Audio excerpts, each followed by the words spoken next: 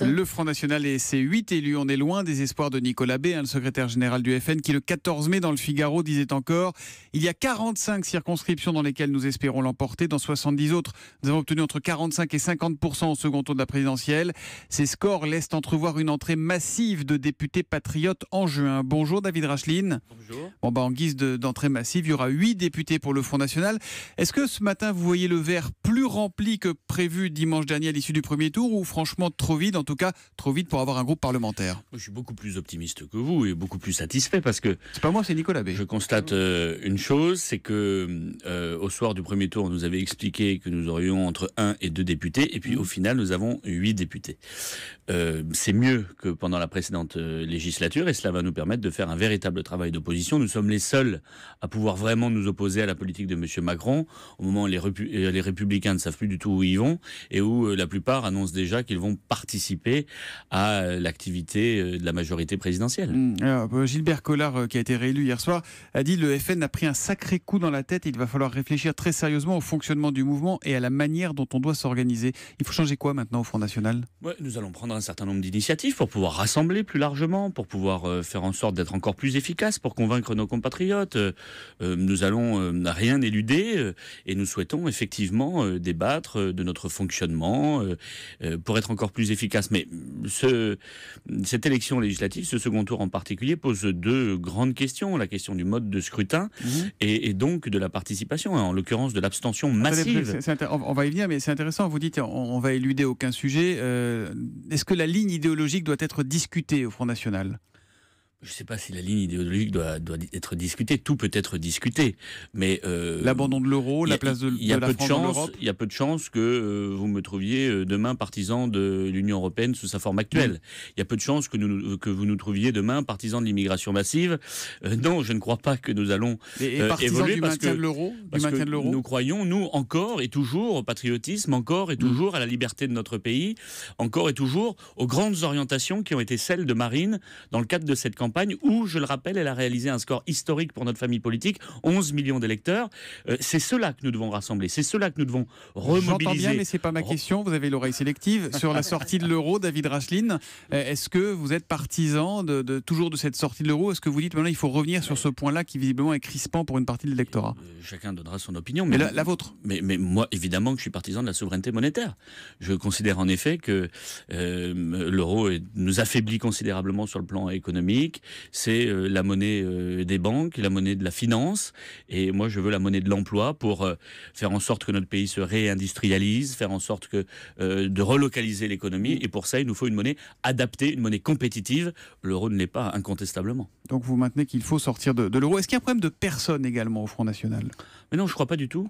Florian Philippot qui est contesté par une partie des cadres du Front National. Personne ne fait jamais l'unanimité. L'essentiel, c'est d'avoir un leader. Le leader de l'opposition nationale et républicaine, c'est clair, c'est Marine Le Pen. Nous sommes tous autour d'elle, dans le cadre demain de l'Assemblée nationale, nous au Sénat, dans l'exercice de nos responsabilités, partout où nous en avons, dans les mairies que nous administrons, nous sommes à ses côtés, autour d'elle, chacun avec Vous me parlez d'elle, mais moi je vous parle de lui. Est-ce que Florian Philippot doit et peut rester vice-président du Front National? Évidemment, Florian apporte énormément à notre mouvement, ça paraît absolument évident, lui comme d'autres, et il faut que nous soyons rassemblés autour de Marine, c'est bien là l'essentiel. Le rassemblement, c'est le mot du jour? Oui, bien sûr. Jusqu'à Jean-Marie Le Pen?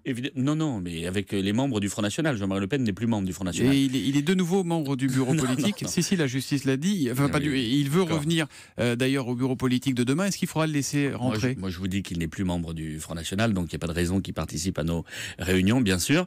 Mais évidemment, il y a des chances que vous le voyez toquer à la porte demain. Évidemment, il l'a dit déjà. Évidemment que l'heure est au rassemblement, à la remobilisation, et nous allons franchir des étapes supplémentaires dans l'avenir. C'est ce que nous souhaitons continuer à faire. Nous l'avons fait pendant cette séquence électorale. Ça n'est pas terminé. Il va falloir accélérer cette conquête des électeurs. C'est quoi? Ça passe par quoi? Par une main tendue, des passerelles possibles avec une partie des élus Les Républicains, par exemple? Pas ceux, en tout cas, qui s'opposeront véritablement à la politique de M. Macron. Il y a peut-être un certain nombre de choses à avoir ensemble, des choses à discuter, sans doute.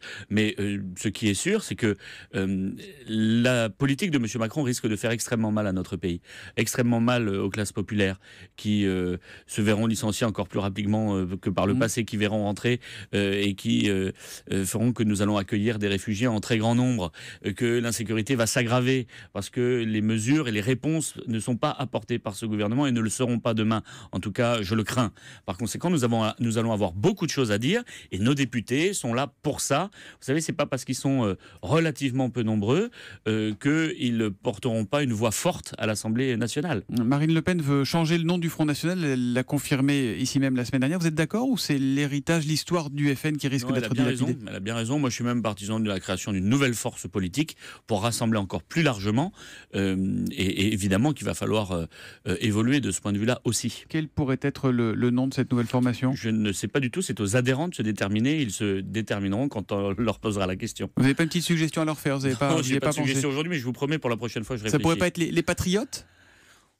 Écoutez, c'est le nom de l'association lancée par Florian Philippot. Pourquoi pas ? Mais enfin, moi, ce que je sais, c'est que ce sont les adhérents qui doivent se déterminer et nous leur poserons la question en temps voulu. Ça sera quand, le congrès du FN ? Je l'ignore. Ah bah, vous savez pas grand-chose ce matin, David Rachlin. Mais si vous voulez, on peut parler par exemple du fait que l'abstention a été extrêmement importante, ce qui pose un vrai problème. On peut parler aussi du fait que le Parti communiste, avec 1,20% des suffrages exprimés, va avoir 10 députés.